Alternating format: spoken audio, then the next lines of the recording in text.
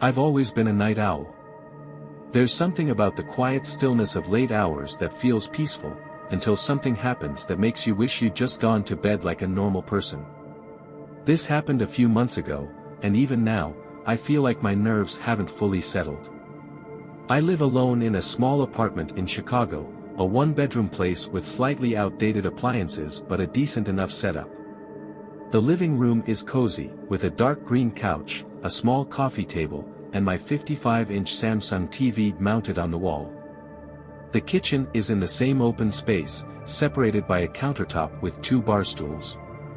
Nothing fancy, but it's home. That night, I was up late watching Netflix. I had a half-eaten bag of chips beside me, my feet propped up on the coffee table.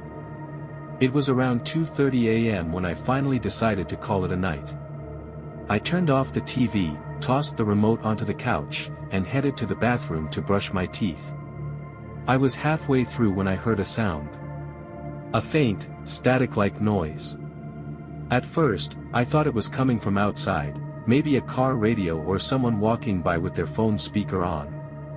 But as I listened closer, my stomach tightened. It was coming from my living room. I poked my head out of the bathroom, toothbrush still in my mouth, and my blood ran cold. The TV was on. I know for a fact that I turned it off. I had literally watched the screen fade to black and tossed the remote away. But there it was, glowing in the dark, displaying nothing but thick, gray static. The kind you don't really see anymore, like the old analog channels from back in the day. I spat out my toothpaste, wiped my mouth, and walked slowly into the living room, my heartbeat picking up. The remote was exactly where I had left it, untouched. I grabbed it and pressed the power button. The TV shut off immediately. I stood there for a second, waiting, listening. Nothing. Just the low hum of my fridge in the background. I chalked it up to a glitch, maybe some random update or signal interference. No big deal. I turned to head to my bedroom. The TV turned back on. I stopped mid-step, my whole body stiffening. This time, the static wasn't just gray fuzz. It was different. There were words in the static. Faint, but definitely there. They flickered in and out, almost as if they were struggling to form. My brain scrambled to make sense of them. I swallowed hard and took a step closer. The words were shifting, reshaping.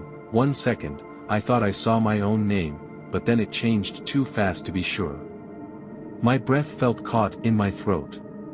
Then, the static cut out. The screen went black. And a single phrase appeared in white letters. Don't look away. I stared at it, my pulse hammering. My fingers felt numb as I gripped the remote. Then, as if in response to me reading the words, the TV shut off again. Silence. The room felt suffocatingly still, like the air itself had thickened. I stood there, frozen, waiting for something else to happen. Nothing. My hand was shaking as I placed the remote back on the table. I didn't know what the hell had just happened, but I wasn't about to mess with it. I went straight to my bedroom, locked the door, and lay in bed, staring at the ceiling for hours. Every little sound in the apartment suddenly felt amplified, the ticking of the clock, the hum of the fridge, even my own breathing. At some point, exhaustion won, and I finally drifted off. I should have unplugged the TV. Because the next night, it got worse that I woke up the next morning feeling like I hadn't slept at all. My body was heavy, my head was foggy, and the lingering unease from the night before hadn't left me. I kept telling myself it was just some weird TV malfunction, maybe a signal interference or a software glitch. But the words, "Don't look away." That wasn't a glitch. I forced myself to shake it off. I had work, and I couldn't afford to be distracted. The day went by normally. My job at the marketing firm was the usual mix of emails, client calls, and pretending to look busy when I wasn't. At lunch, I told my coworker Ethan about the TV incident, expecting him to laugh it off. "Dude, "Your place is haunted," he said through a mouthful of his burger. "Or my TV is just busted," I muttered, stirring my soda with the straw. Ethan grinned. "Nah, man. First it's the TV, next thing you know, your furniture starts moving on its own, and you wake up with handprints on your walls. You should record it tonight." I waved him off, but the thought stuck with me. That evening, I got home around 7 p.m. My apartment felt normal. The air was still, the dimming sunset filtered through the blinds, and nothing was out of place. The TV was exactly as I had left it, off. No eerie glow, no static. I exhaled in relief. Maybe it really was just a one-time thing. I went about my night as usual, heated up some leftover pasta, watched a couple of YouTube videos on my phone, and scrolled through Reddit until I felt tired. I didn't turn the TV on. By midnight, I was ready for bed. I made sure the TV was unplugged this time, no chance of another glitch. With that peace of mind, I turned off the lights and crawled into bed. Then, at 2:14 a.m., I woke up to the sound of my TV turning on. I shot up, my chest tightening. That was impossible. I had unplugged it. The living room was bathed in flickering white light. I could see it from the gap under my bedroom door. For a long moment, I just sat there, frozen, my breath caught in my throat. My mind was racing, trying to come up with an explanation that didn't involve the words supernatural or haunting. I finally forced myself to move. Slowly, I crept out of bed, my bare feet silent against the floor. My pulse hammered as I reached for the doorknob. I hesitated, then turned it, pushing the door open just an inch. The glow of the TV flickered violently across the room, casting harsh shadows. The screen wasn't just static this time. It was something else. A dark room. My living room. I felt the blood drain from my face. The screen was showing a live feed of my apartment. The angle was from behind my couch, as if a hidden camera was set up there. The coffee table, the couch, the kitchen counter, everything was there, just as it was now. But something was off. Something was moving. Something was in my apartment. A shadowy figure stood near the TV, just at the edge of the screen. It was too dark to make out any details, just a human shape, standing still. Watching. I swallowed, gripping the doorframe so hard my knuckles went white. Then, the figure moved. It turned its head slowly, as if it could feel me watching. And then, it looked directly at the camera. The screen glitched violently. The shadow warped, stretched, then vanished. The TV shut off. Silence. I didn't move for a full minute. My entire body was trembling. Then, finally, I forced my legs to work. I bolted to the nearest drawer, yanked it open, and grabbed the biggest knife I had. My hands were slick with sweat as I turned on every single light in the apartment, checking every corner, every closet, under the bed, nothing. No cameras. No sign of anyone ever being there. The front door was locked, the windows shut tight. But I knew what I saw. Something was in here. And it wasn't done with me yet. I didn't sleep that night. How the hell could I? I sat in the corner of my bedroom, knife gripped tight in my sweaty hand, every light in the apartment blazing. My heart was still hammering from what I had seen on the TV. A shadowy figure standing in my own damn living room, on a live feed. There was no camera. No possible way for my TV to display that. And yet, it did. I kept waiting for something else to happen. A noise. A flicker. A sign that I wasn't losing my mind. But the hours crawled by in silence. No more static, no more messages, no more movement. The sun rose painfully slow, and when it finally poured weak light through my blinds, I forced myself to move. My limbs ached from sitting in one position for so long. I had to do something. I had to prove to myself that this wasn't just paranoia. Searching for answers. I started by tearing my apartment apart. I checked every inch of the place for hidden cameras, devices, anything that could explain what I saw. I unscrewed the vent covers, lifted up the couch cushions, emptied out drawers. Nothing. I even took my TV off the wall and flipped it over, half expecting to find some bizarre hidden modification. But it was just a normal Samsung TV. By noon, my apartment looked like a crime scene, and I had no answers. Ethan was the first person I called. "Dude. My TV turned on again last night." My voice was hoarse. It showed a live feed of my apartment. Like, my actual living room. There was silence on the other end. Then. Okay. That's some paranormal activity level shit. I checked for cameras. There's nothing. Ethan exhaled. "Alright, man, let's think logically. Maybe your TV got hacked. Some psycho messing with you. Then where's the camera? Where's the signal coming from?" He didn't have an answer. I tried calling my building's maintenance guy next. Asked if the apartment had any weird electrical issues, if the previous tenant had ever reported anything strange. He just laughed and told me the only thing haunting this place was the rent. No help. By the time evening rolled around, I was running on fumes. I hadn't eaten. Hadn't showered. My eyes burned from exhaustion, but I wasn't about to sleep in that apartment again. That's when I decided I was staying at a hotel. The night I should have stayed away. I packed a bag, grabbed my laptop, and booked a room at a cheap but decent Holiday Inn downtown. Before leaving, I did something I should have done the first night. I set up my phone to record the living room. I placed it on the coffee table, camera facing the TV. If anything happened, I'd have proof. With that, I walked out, locked the door, and got the hell out of there. The hotel room was a breath of fresh air. Clean, brightly lit, zero flickering TVs. I took the longest, hottest shower of my life, ordered room service, and finally, felt like I could breathe again. For the first time in days, I started to think maybe I was just overreacting.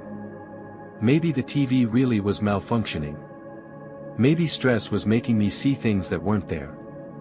That feeling lasted until 2 a.m. I woke up to a notification.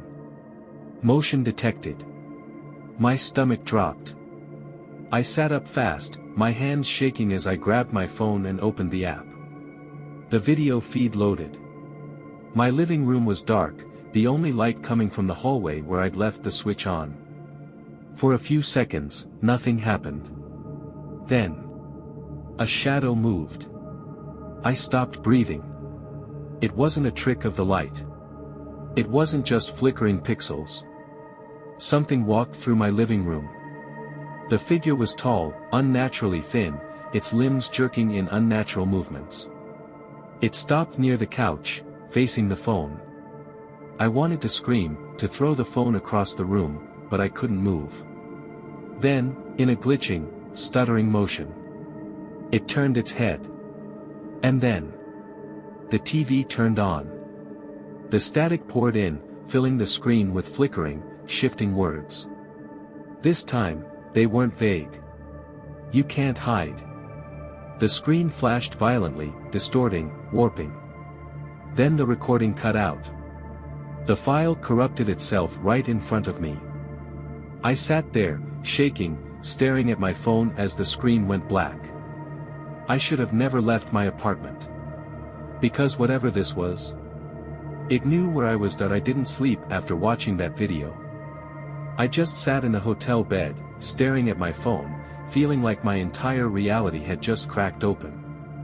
The thing in my apartment, it wasn't just some glitch, and it wasn't some messed up prank. It was real. And worse, it knew about me.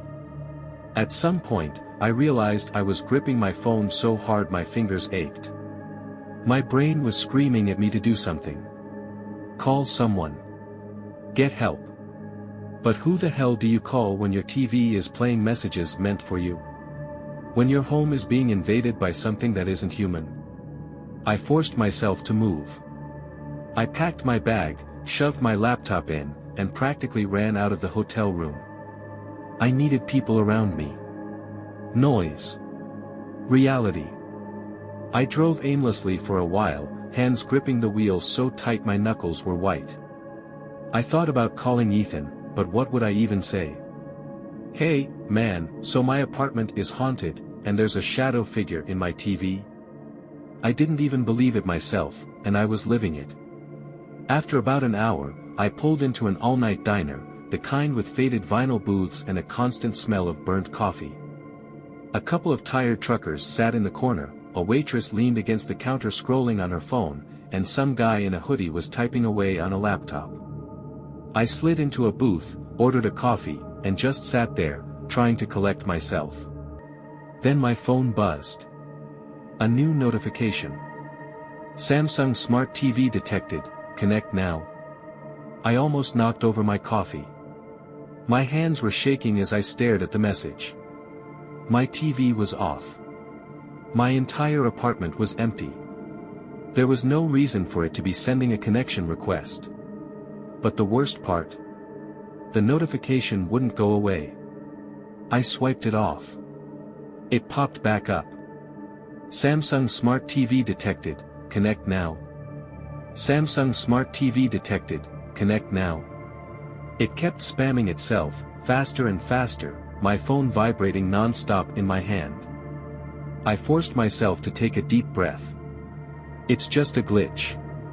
Just a bug. I turned off my Bluetooth, thinking that would stop it. It didn't. Even with Bluetooth off, even with Wi-Fi disconnected. The message kept coming. Then, another notification popped up. Nowhere is safe. My stomach turned to ice. The message wasn't from the TV. It was from an unknown number. I stared at it, my pulse thudding in my ears. My whole body felt cold. I didn't even have the courage to open it. I did the only thing I could think of. I turned my phone off. I sat there in the diner, breathing hard, gripping my coffee cup like it was the only thing tethering me to reality. I wasn't going back to my apartment. Not tonight. Maybe not ever. But then, I made the worst mistake yet. I decided I needed answers. I decided to go back. I don't know what the hell I was thinking. Maybe I thought I could get proof, something I could show someone to prove I wasn't losing my mind. Maybe I just needed closure, to see with my own eyes what was happening in that apartment. Either way, I made the worst decision possible. I went back. It was just past 4 a.m. when I pulled into the parking lot of my apartment complex. The sky was that deep, pre-dawn blue, the world eerily silent. My headlights swept over the front entrance, making the glass doors glint before I shut off the engine. For a long time, I just sat there, gripping the wheel, staring up at my darkened apartment window. No flickering light. No movement. Maybe, just maybe, nothing would happen. Maybe it was all in my head. I swallowed hard and grabbed my phone. Before stepping out, I turned it back on. It booted up normally. No weird messages. No TV connection requests. That should have reassured me. It didn't. Inside the apartment. The building was dead silent as I made my way up the stairs. My heart pounded harder with every step. When I reached my floor, I stopped at my door, took a deep breath. And stepped inside. The air felt wrong. Thick. Heavy. Like I had just walked into a sealed box where no air had moved for years. I hesitated. My instincts were screaming at me to turn around and leave. But I forced myself to move. The living room looked the same as I left it, except for one thing. The TV was on. But there was no static. No flickering. Instead, the screen showed a video. And when I stepped closer, my stomach dropped. It was playing the footage from my phone. The recording I had set up before leaving. The video played on the screen in eerie silence. I watched myself set the phone down on the coffee table and walk out the door. Then, for a while, nothing happened.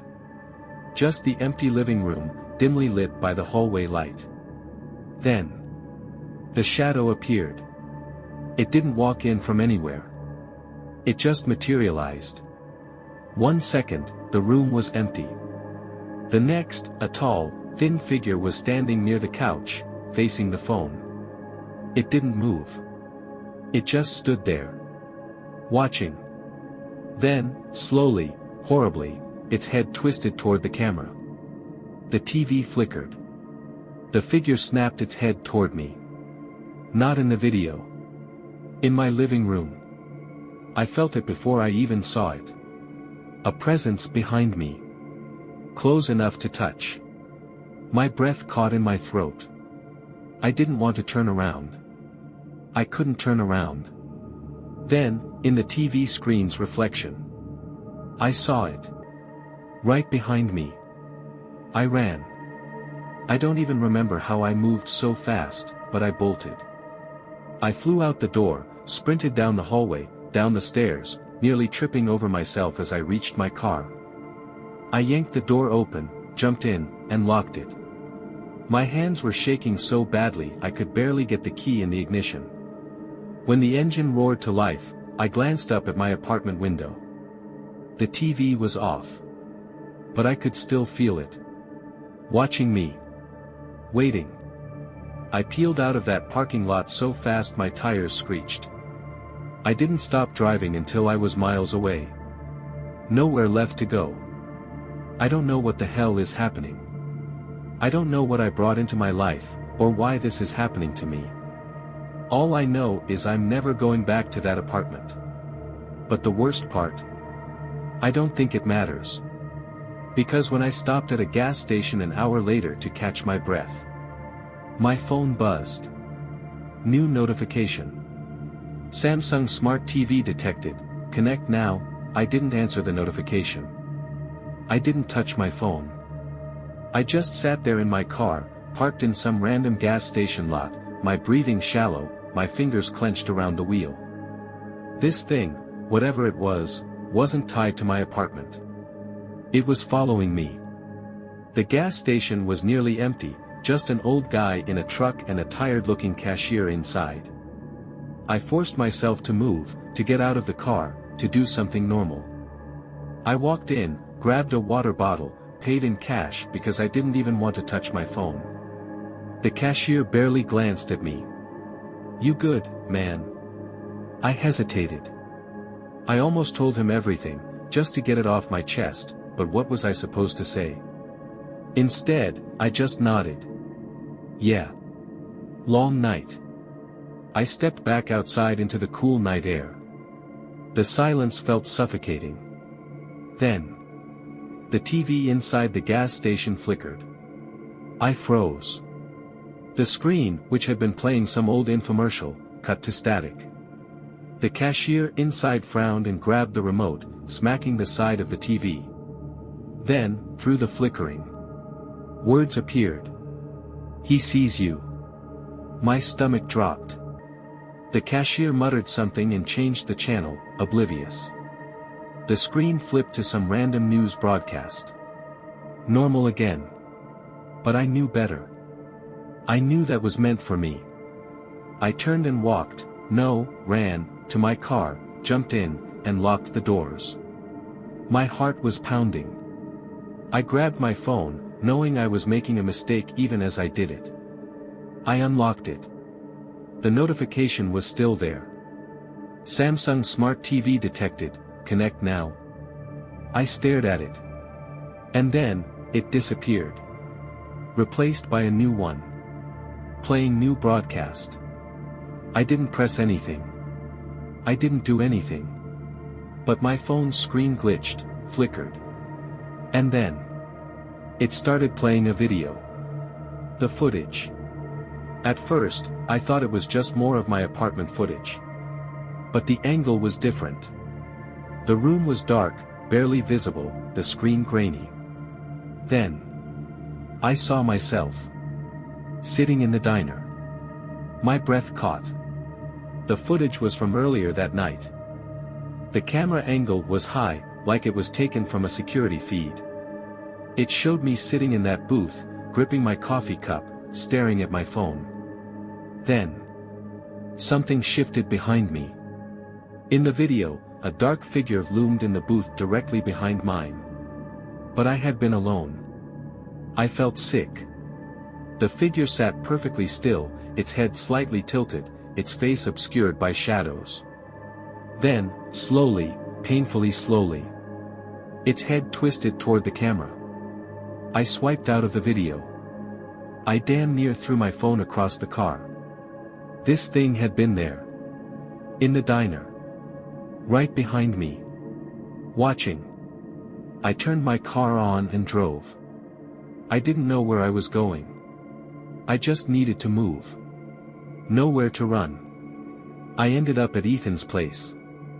I hadn't even planned to go there, but I must have been on autopilot because before I knew it, I was banging on his door at 5 a.m. like a maniac. After a few seconds, the door swung open, and a very confused, half-asleep Ethan squinted at me.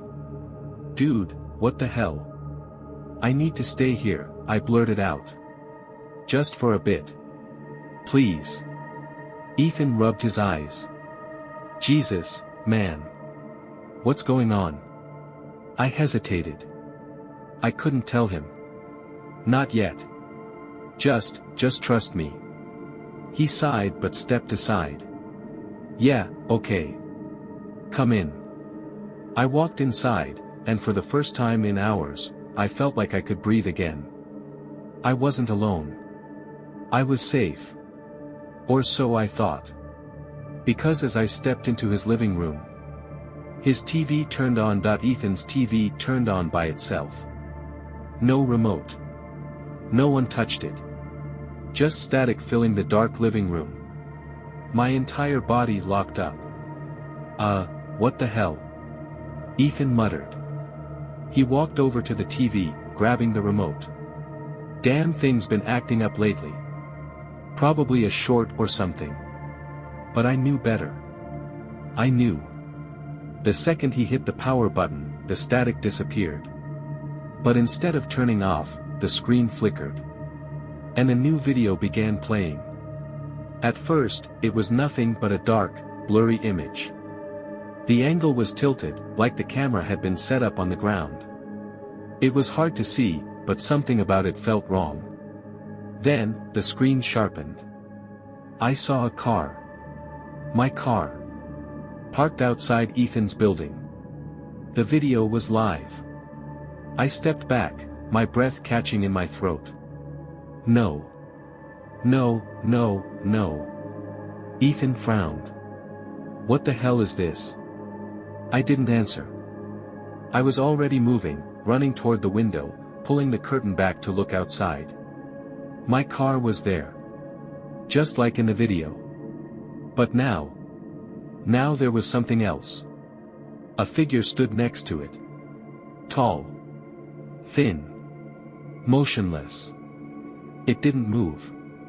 Didn't shift. Just stood there. Watching. I turned back to the TV. And the screen glitched. The feed jumped. The figure was closer. Now standing at the entrance of Ethan's building. "Oh, hell no," Ethan muttered, stepping back. "Dude, what the actual?" The TV glitched again. Closer. Now inside. In the lobby. I grabbed Ethan's arm. "We need to go. Now." "What? Why?" "We have to leave. Right now." I yanked him toward the door, my entire body buzzing with panic. Ethan was still confused, still asking questions. Until the TV flickered one last time. And we saw it. The figure was inside the apartment. Standing in the hallway.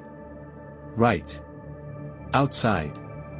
Ethan's door. Bang. A loud, deafening knock on the front door. Ethan jumped back. I grabbed his wrist so hard I thought I'd break it. Bang! Bang! Bang! The knocks came again. Harder. The door shook. "Who is that?" Ethan shouted, but I already knew he wouldn't get an answer. I pulled him toward the back door, practically dragging him. I didn't care if it made sense. I didn't care if he thought I was crazy. We had to go. Now. I yanked the back door open, shoving Ethan through, slamming it behind us. We sprinted down the fire escape, my heart hammering so hard it hurt. We hit the ground running. I didn't stop. I didn't look back. We ran until we reached my car, jumped in, and I peeled out of there so fast my tires screeched. As we sped off, Ethan looked at me, pale as hell. "What the fuck was that?" he whispered. I didn't answer. Because I didn't know. All I knew was, it had found me. It had followed me. And now. It wasn't just watching. It was coming. Epilogue, the final message. That was 3 nights ago. I haven't gone home. Neither has Ethan. We're staying at a motel a few towns over. I told him everything. At first, he didn't believe me. But after what we saw, he doesn't argue anymore. He's just as terrified as I am. And the worst part?